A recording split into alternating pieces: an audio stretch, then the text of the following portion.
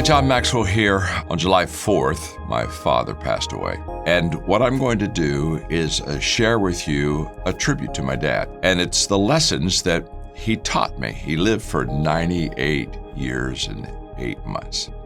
Another lesson my father taught me is to be intentional.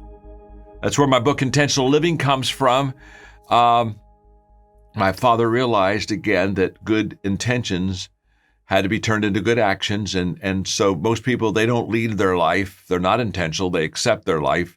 And when you accept your life, you don't get the best that life has for you. You've got to be purposeful. You've got to be willful. You've got to be focused.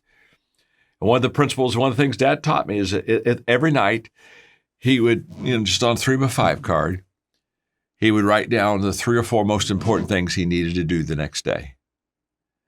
And he would put it he would put it on his desk, and the next morning he would pick it up and put it in his pocket, and he'd just follow those 3 or 4 things that he needed to do that day.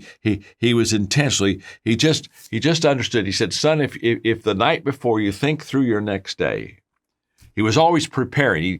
When I wrote the book, Today Matters, or Make Today Count, as it's called today. When I wrote that book, I talk about the fact that we're either repairing or preparing. If we don't live today right, if we're not intentional on today, if we don't prioritize today, what we do tomorrow is we repair what we didn't do yesterday. We're in a repairing mode or lifestyle. But if we prepare, if we do live intentionally like Dad did, and every night kind of get your list so you're ready for your next day with your priorities, if you prepare, you don't have to repair.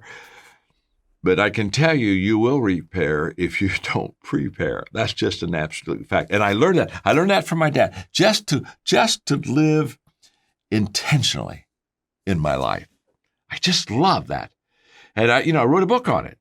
And I learned it from my father.